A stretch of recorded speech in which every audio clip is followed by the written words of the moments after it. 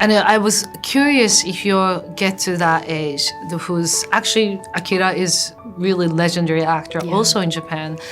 But once you hit that age and when you start losing your mind. Well, speaking of wonderful actors, it was a pleasure to see this story through the wonderful eyes and Academy Award-winning eyes of Brendan Fraser, who makes us feel so much sympathy for this very morally complicated man. How did he become your perfect Philip? How's it going? I'm doing great. Thank you so much for having me. Wonderful, of course, it's a pleasure. So the film introduces us to a service that I think our audience might be most familiar with through the Werner Herzog documentary. I would love to know how you first encountered rental families as sort of a concept, and I guess what made you want to make a film about them, because they're sort of the perfect narrative, plotty setup for a great film as this is. So when I find out through my co-writer Stephen Blayhat, he was just randomly looking for a job for American to do in Tokyo or in Japan. And then there's an English teacher, there's a translator, there's a butler cafe, you dress up like a butler. And then rental family popped up. And he came up to me, he's like, do you know anything about it? I was like, what do you mean renting a family member? Like, what are you talking about? And that was just the beginning part of it. And we just started researching why this business exists, what kind of people use the services, and what they do, like exactly they do. And there's so many information that came off of the internet. And then it was around that time the pandemic hit. Just remember, world went upside down, and there's the isolation, there's the loneliness, it was just like inevitable. It was just all around us. And we felt like there was an opportunity to tell a story that really depicts talk about human connection. And then also I wanted to give a hope, like your name, you know, to people who felt really lonely at that time. And then also city like Tokyo. In a big city, people feel more isolated every day. And people in Tokyo, especially because we grew up in a culture where you suppress your own feelings. And people don't know how to approach other people rather than really to themselves, to ask for support, mental support to verbal support. And then therefore this stuff like this service exists. And that was kind of like a starting point. Well, speaking of wonderful actors, it was a pleasure to see this story through the wonderful eyes and Academy Award-winning eyes of Brendan Fraser, who makes us feel so much sympathy for this very morally complicated man. How did he become your perfect Philip? Oh, wow. Well, Brendan was always incredible actor. I knew that. I loved all his movies. He did Bedazzled. It was like one of my favorite movies, right? He plays so many different characters in that one too, right? And then The Whale was just really, literally, it was like almost like I got shot in my heart. He was so vulnerable. And the depth, the performance he gave, make me cry thinking about it. But then after the fact, I saw him doing a Q&A on a huge screen. You know how kind he is. Did you get to talk to him? He was, no, not today, yet. But okay, he's a wonderful you can tell human being. screen, you can tell. He's so thoughtful. And he's also vulnerable. And the part of it, who he was, kind of like matched perfectly who Philip was. I really loved the scenes with Brendan in journalist mode when he was talking to Akira Emoto's character, who I loved so much. I was really curious as to why you felt like this was the way you wanted to dive into this character. When I used to be an actor, like, do I have a job next? What am I doing? And which Brendan can also, he talks a lot about it too.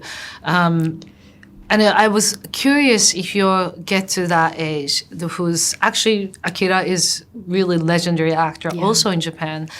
But once you hit that age and when you start losing your mind or when you start having this, physical challenges or mind challenges, how would I feel, And if I was a daughter, what would I do to make my father feel good? Especially if I didn't have a good relationship with my dad.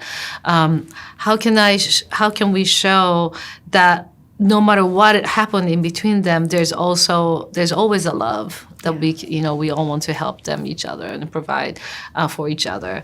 And then Philip playing that journalist character was very important because he kind of reminds the old man that you're still the star, right? And really encouraging him to be who you are, do whatever. I'm just going to keep reminding you how great you are. Yeah. And by doing so, he can relive his life, right? His past lives. Sure. So it was important for me, kind of give a little respect to all the people who have acted or just artists in general. Yeah. And That what you've done is incredible. Exactly. And I wonder if there is a cinema legend that you could sit down and interview in the way that Brendan did. Who would you pick? Oh my gosh.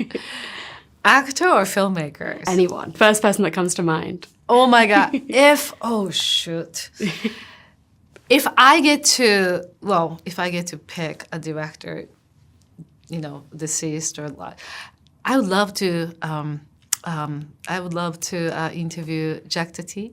He's an incredible filmmaker. I just love everything he does. It's just such a unique, so fun. Yeah. Watching his movie makes me so excited about life, and like I want to know how he does it, like what goes in his mind.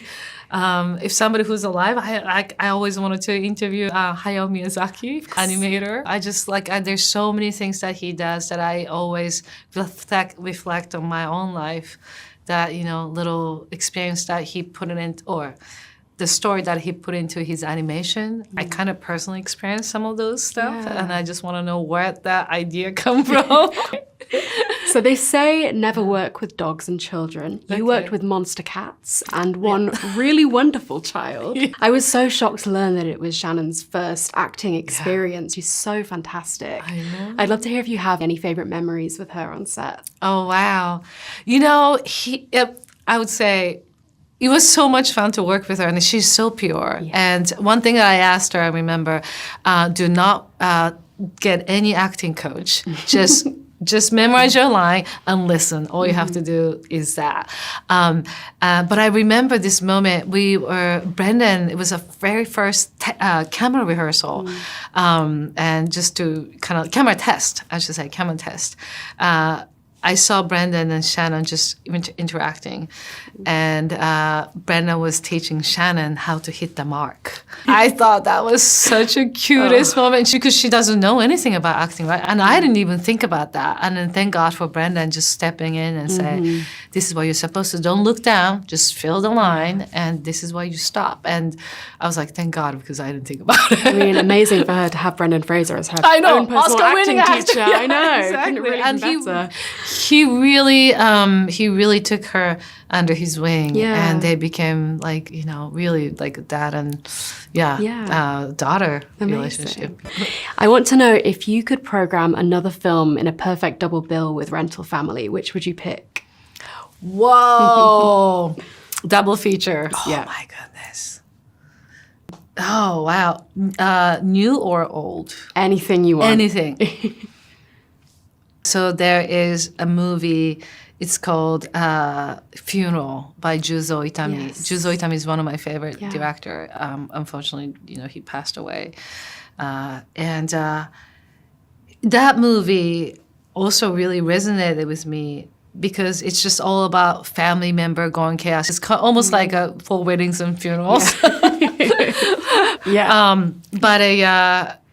I think audience would actually really enjoy it. It's both Japanese in a weird way. I mean, Japanese cinema, that's like 100%, and this is like a half, Japanese, like a Hollywood-made movie. I think audience would definitely enjoy.